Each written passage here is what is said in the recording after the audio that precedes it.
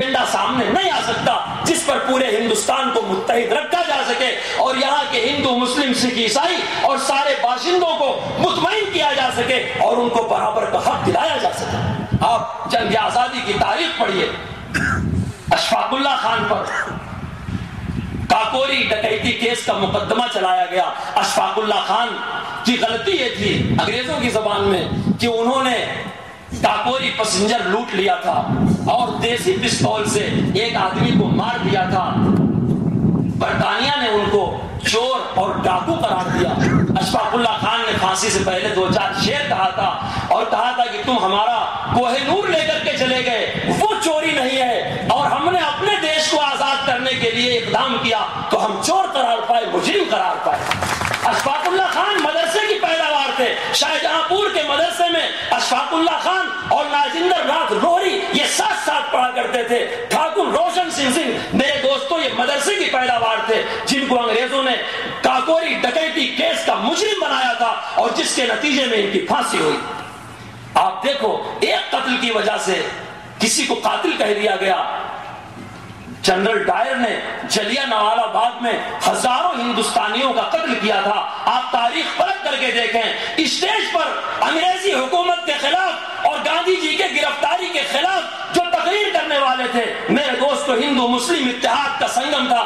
ایک ڈاکٹر ستیہ پال تھے، ایک ڈاکٹر سیف الدین تجلو تھے۔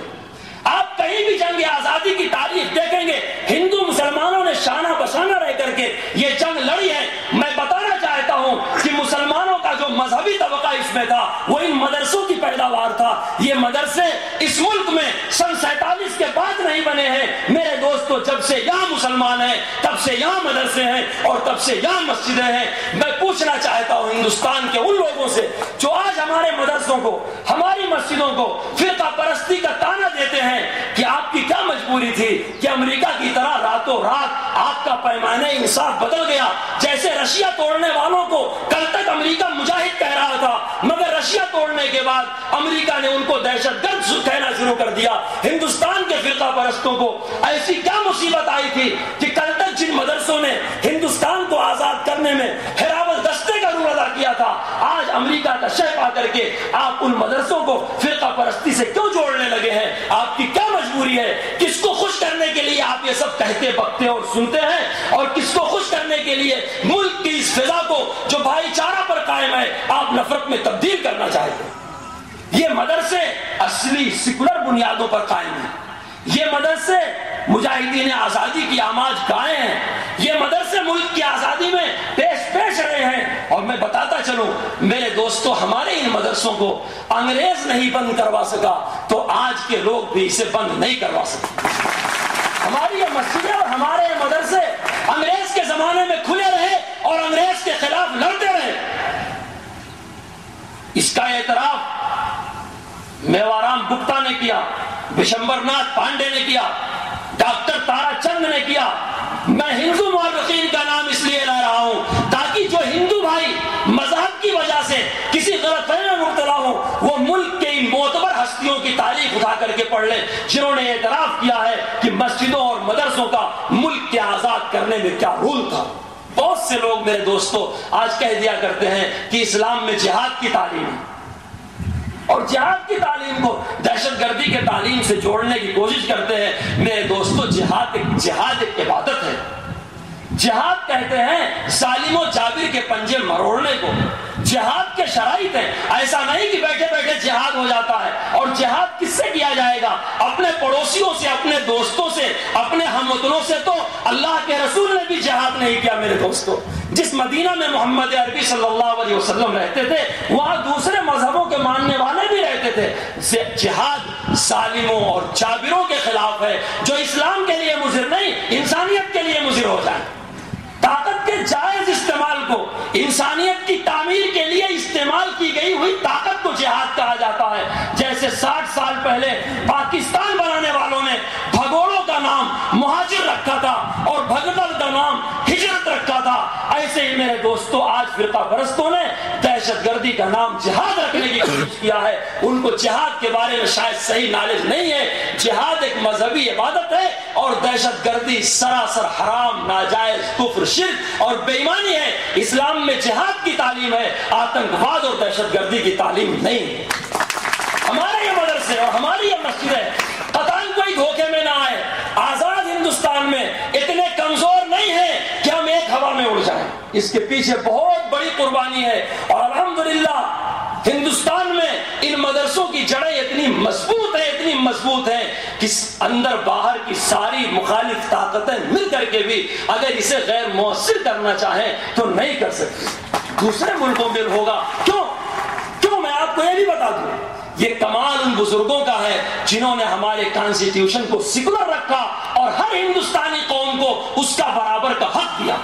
آپ یہ بات بھی سمجھ لیں، جیسے مسجدوں اور مدرسوں کی جڑیں اکھاڑنا اس ملک میں آسان نہیں، ایسے چرچ اور مندروں کی جڑیں بھی اکھاڑنا اس ملک میں آسان نہیں. کیوں؟ یہ ملک انسانوں کا ملک ہے، حیوانوں کا ملک نہیں ہے. انسانوں کو مذہب کی ضرورت ہے، ان کی آتما جس میں سنتشٹ ہو.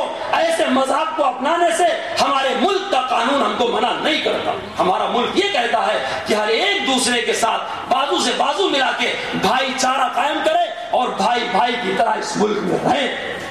گاندھی جی کے زمانے میں گجرات میں ایک فساد ہوا تھا. آپ دیکھو اصلی سیکولر سوچ کیا ہے. اگر آپ اپنا وزن کرنا چاہو تھوڑی دیر کے لیے تو آپ بھی وزن کر لو کہ آپ کتنے فرقہ پرست اور کتنے سیکولر ہیں. جب کوئی واقعہ ہوتا ہے میرے دوستو کسی کے جلنے کا، کٹنے کا، ڈوبنے کا، مرنے کا، تو جو فرقہ پرست ذہنیت ہوتی ہے وہ یہ سوچ کر کے نیوز پڑھتی ہے کہ یہ ٹرین میں مرنے والے، آگ میں جلنے والے، پانی میں ڈوبنے والے کس مذہب کے تھے. مظلوم کا مذہب پوچھنا یہی فرقہ پرستی. اور آج اتنی آسانی سے دور بیٹھ کر کے برطانیہ، امریکہ ہمارے ملک میں جو کامیاب ہوتے نظر آ رہے ہیں، حکومت چاہے واجپئی جی کی ہو چاہے منموہن سنگھ کی ہو، فرقہ پرستوں کو کھلی چھوٹ ملتی ہے اور وہ مذہب سے دہشت گردی کو جوڑنے کی ناجائز اور ناپاک کوشش کرتے ہیں. وہ اسی لیے کہ میرے دوستوں سیکولرزم کو مضبوط کرنے کے لیے جیسی تحریکیں چلانی چاہیے تھی، جتنا بجٹ خرچ کرنا چاہیے تھا اور سیکولر قدروں کو جتنا اجاگر کرنا چاہیے تھا اور سیکولر لوگوں کو جتنی مقبولیت ملنی چاہیے تھی، درمیان میں آنے والے حکومتیں اس طرف توجہ نہیں کرتی رہی بلکہ ناکام رہی. ورنہ کوئی وجہ نہیں ہے کہ 60 سال آزادی کو گزر گئے اور آج بھی ہمارے ملک میں فرقہ پرستی ننگا ناچ رہی ہے اور کوئی اس کا گریبان پکڑنے والا نہیں ہے. اگر کبھی کوئی آپ کو فرقہ پرستی کے خلاف میدان میں نظر آئے گا صف اول میں تو ہم ہی مولوی اور ملا نظر آئیں گے جنہوں نے ہمیشہ واضح الفاظ میں فرقہ پرستی کی مذمت کی ہے، چاہے وہ کسی مندر سے متعلق ہو، کسی مسجد سے متعلق ہو، کسی پوپ پادری کے قبر سے متعلق ہو. اس لیے میرے دوستو کسی بھی مظلوم کا مذہب نہیں پوچھا جاتا، ہر مظلوم کی اس کے مذہب کی سطح سے اوپر اٹھ کر کے مدد کی جاتی ہے. ایسے ہی یاد رکھو کسی ظالم کا بھی مذہب نہیں پوچھا جاتا، کسی مجرم کا بھی مذہب نہیں پوچھا جاتا. اگر مجرم مسلمان دھرم کا ہے تو اس کی حمایت کی جائے گی؟ قطعاً نہیں کی جائے گی. اگر مجرم ہندو دھرم کا ہے اس کی حمایت کی جائے گی؟ قطعاً نہیں کی جائے گی. مجرم کا، ظالم کا، مظلوم کا مذہب نہیں پوچھا کرتے. مذہب کی سطح سے اوپر اٹھ کر کے مجرم کو اس کے جرم کی سزا ملنی چاہیے. اس کا تعلق کسی بھی مذہب سے ہو، کسی بھی خاندان سے ہو، کسی بھی اسٹیٹ سے ہو، کسی بھی زبان سے ہو. ظالم کو اس کے ظلم کی سزا ملنی چاہیے اور مظلوم کی مدد ہونی چاہیے. اس کا تعلق کسی بھی مذہب سے ہو، کسی بھی زبان سے ہو، کسی بھی اسٹیٹ سے ہو، کسی بھی نسل سے ہو. ہم کو ہمارا اسلام یہ سکھاتا ہے اور ہمارا کانسٹیٹیوشن بھی ہم کو یہ سکھاتا ہے. ہم نے اس ملک میں میرے دوستوں جمہوریت کو اور بھائی چارہ کو کسی دباؤ کی وجہ سے قبول نہیں کیا ہے. معاف کیجیے گا، ہماری مجبوری نہیں ہے، معاف کیجیے گا. ہم نے یہاں متحدہ قومیت کو، ہندوستانی نیشنلٹی کو، یہاں کے بھائی چارہ کو شرعی مسئلہ سمجھ کر کے قبول کیا. انگریزوں کے خلاف ہم جو لڑے تھے جذبات میں نہیں لڑے تھے بلکہ شرعی مسئلہ سمجھ کر کے لڑے تھے کہ ہمارے اسلام کا یہ تقاضا ہے کہ ان ظالموں کا مقابلہ کرنا چاہیے اور ان کو یہاں سے دیش نکالا دینا چاہیے. ایسے ہی یہاں کے بھائی چارہ کو، یہاں کے سیکولرزم کو میرے دوستو ہم شریعت کا مسئلہ سمجھ کر کے تسلیم کرتے ہیں، کسی کو خوش کرنے کے لیے اور کسی کے پریشر میں قبول نہیں کرتے۔ ہم کو ہمارا اسلام یہ کہتا ہے کہ اس ملک میں اس طرح کی بھاونا اور اس طرح کا دستور چلے گا، کیونکہ جس ملک میں کئی مذہبوں کے ماننے والے ہوں اس ملک کا نظام حکومت سیکولر ہی رہ سکتا ہے۔ کچھ جنونی قسم کے لوگ جو ہمارے ملک میں یہ سمجھتے ہیں کہ اکثریت میں ہمیں، حالانکہ یہاں کا ہندو بھائی جو اکثریت میں ہے وہ فرقہ پرست نہیں ہے، ان کے کچھ لوگ ہیں جو فرقہ پرستی کرتے ہیں، اور ان کچھ لوگوں کی فرقہ پرستی کا نقصان ہمارے ملک کو بار بار اٹھانا پڑا ہے میرے دوستو۔ اسی فرقہ پرستی نے گاندھی جی کا قتل کروایا، فرقہ پرستی کا ہی نتیجہ ہے کہ گاندھی جی قتل ہوئے، فرقہ پرستی کا ہی نتیجہ کہ اکثر ڈام پہ گولیاں چلی، فرقہ پرستی کا ہی نتیجہ کہ بابری مسجد شہید ہوئی، فرقہ پرستی کا ہی نتیجہ کہ 23,000 فسادات ہوئے، اور ابھی بمبئی کے جس معاملے کا حوالہ دیا ہمارے دوست نے وہ بھی فرقہ پرستی کا ہی نتیجہ ہے۔ اس ملک کا ناسور ہے میرے دوستو فرقہ پرستی۔ وہ کبھی کبھی اس دھوکے میں کہ ہم اکثریت میں ہیں، حالانکہ اکثر ہندو بھائی سیکولرزم کو مانتے ہیں، فرقہ پرستی کے قریب نہیں جاتے۔ کچھ بدماش قسم کے لوگ ہیں جو فرقہ پرستی کو ایجنڈے اور عقیدے کے طور پہ آزمائے ہوئے ہیں۔ وہ کبھی کبھی کہتے ہیں کہ ہندوستان میں ہندو راج ہونا چاہیے، ہندو راج ہونا چاہیے۔ میں سلطان پور میں تقریر کر رہا تھا، مجھ سے کسی نے پوچھا، وہ زمانہ تھا جب ماؤوادیوں نے نیپال میں بڑی گڑبڑ مچا رکھی تھی، تو میں نے کہا جو ہندوستان میں ہندو راشٹر قائم کرنا چاہتے ہیں ان کو نیپال میں جا کے بچا لینا چاہیے، کیونکہ نیپال میں صدیوں پرانا ہندو راشٹر جہاں راجا مہاراجا ہوا کرتے تھے اور ہندوازم پر حکومت چلتی تھی، اب وہاں سیکولرزم آ رہا ہے۔ تو جو ملک کسی ایک مذہب پر چلتا تھا میرے دوستوں وہاں سیکولر حکومتیں بن رہی ہیں، تو ہمارا یہ سیکولر ملک جہاں طرح طرح کے مذہب، زبان، رنگ، نسل کے لوگ رہتے ہیں اور جس میں ہر طرح کی امن و امان ہے، یہ جنونی ایجنڈا کیسے تسلیم کر لیا جاتا ہے کہ ہندوستان پر کسی ایک مذہب کی حکومت ہو جائے؟ جیسے یہاں ہندو راشٹر کی بات کہنا غلط ہے ویسے یہاں مسلم راشٹر کی بات کہنا بھی غلط ہے۔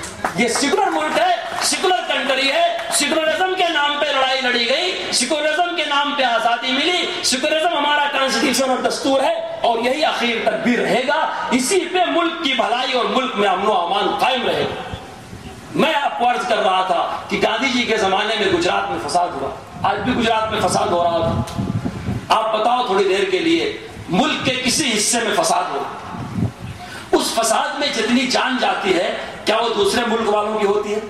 ہندوستانی ہی تو مرتے ہیں۔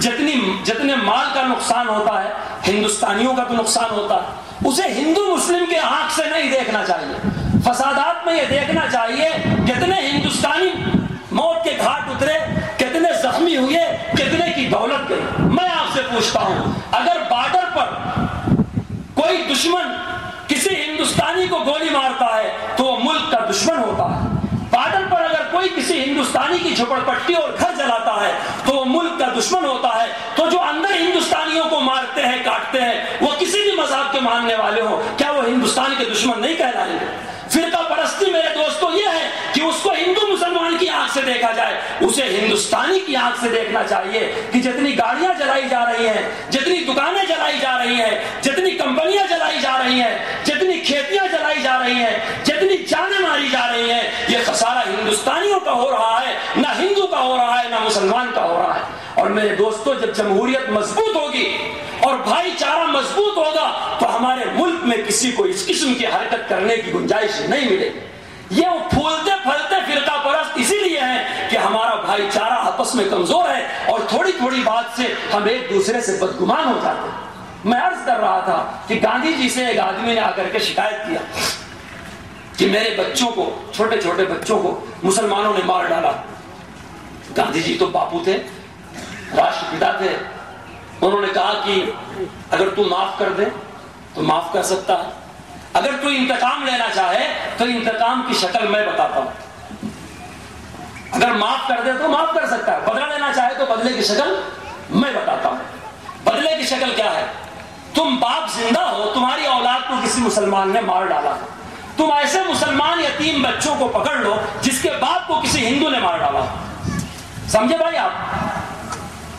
اگر تم انتقام لینا چاہتے ہو، یہ ہے اصلی ہندوستان سیکولرزم کا مزاج میرے دوستو. یہ ہے 15 اگست اور 26 جنوری کو جھنڈا اونچا کر کے، اونچا رہے جھنڈا ہمارا، اس سے جھنڈا اونچا نہیں ہوتا. جھنڈا تو کردار سے اونچا ہوتا ہے، جھنڈا تو اخلاق سے اونچا ہوتا ہے، جھنڈا تو عمل سے اونچا ہوتا ہے. میرے دوستو خالی گیت گا کر کے جھنڈا کبھی اونچا نہیں ہوتا. کہا تم ایسے کسی یتیم بچوں کو تلاش کرو جس کے باپ کو ہندوؤں نے مار ڈالا. اور پھر گاندھی جی نے کہا تم ان کے باپ بن کر کے ان کی پرورش کرو اور ان کو ان کے مذہب پر رکھتے ہوئے پرورش کرو. یہ تمہاری انسانیت اور دیش کے ساتھ بہت بڑی خدمت ہوگی، اور یہ اصلی قدریں ہوں گی جس کو ہمیشہ دنیا میں اچھی چیز سے یا اچھے نام سے یاد کیا جاتا رہے گا. آج میرے دوستوں ضرورت اسی بات کی ہے کہ ہم ذات پات اور مذہب کے معیار سے اونچے اٹھ کر کے ہندوستانی ہونے کی بنیاد پر ہر مذہب کا احترام کریں اور ہر مذہب کے ماننے والوں سے دوستی کا ہاتھ بڑھائیں اور گلے ملا کر کے ایک دوسرے کے ساتھ بازو سے بازو ملا کر کے چلیں اور ملک کی تعمیر و ترقی میں حصہ لیں. اس ملک میں ہندوستان میں مسلمان 25 کروڑ ہے تقریباً. تعداد کچھ کم زیادہ ہو سکتی ہے. میرے دوستو اگر 25 کروڑ مسلمان دہشت گردی کے نام پر تانے میں آ گیا اور مطمئن نہیں رہا تو 1/4 ملک کا مسلمان ہے. میرے دوستو کبھی یہ دیش ترقی نہیں کر سکتے. اگر یہاں کا کوئی بھی مذہب ماننے والا، کسی بھی مذہب کے ماننے والے اس طرح کے جذبات اور اشتعال میں آ گئے تو میرے دوستو مستقبل کے اس مہان بھارت کی تعمیر نہیں ہو پائے گی جو ہمارے عظیم رہنماؤں نے خواب میں دیکھا تھا اور جس کے لیے انہوں نے قربانیاں پیش کیا تھی. میں نے آپ سے عرض کیا کہ دہشت گردی ہمارے ملک کا مسئلہ نہیں ہے. ہمارے ملک کے مسائل کو خام خواہ دہشت گردی سے باہر کی طاقتیں جوڑتی ہیں. ہمارے ملک کا بنیادی مسئلہ فرقہ پرستی ہے. اسی فرقہ پرستی نے گاندھی جی کا مرڈر کرایا، اندرا جی کا مرڈر کرایا، راجو جی کا مرڈر کرایا، مسجدیں مندریں توڑوائی اور پادری اور پوپ کا مرڈر کرایا. اس فرقہ پرستی کو جہاں جہاں سے طاقت مل رہی ہے سارے سوتوں کو بند کرنا ہوگا اور بھائی بھائی کی طرح مل جل کر کے اس ملک کی تعمیر و ترقی میں حصہ لینا ہوگا. جب ہم ایسا کریں گے تو انشاءاللہ ہمارا دیش وہ مہان بھارت بنے گا. میں ایک بات عرض کروں، بہت سے افسران بیٹھے ہوں گے، پولیس والے بھی نگرانی کر رہے ہیں. دہشت گردی سے زیادہ ہمارے ملک کو رشوتوں سے خطرہ جو احساس ذمہ داری لوگوں کے ہیں میرے دوستوں، جس کے لیے سرکار ان کو ملازمت دیے ہوئے ہے، جو ان کا کام ہے. آج بغیر رشوت کے کام نہیں ہوتا.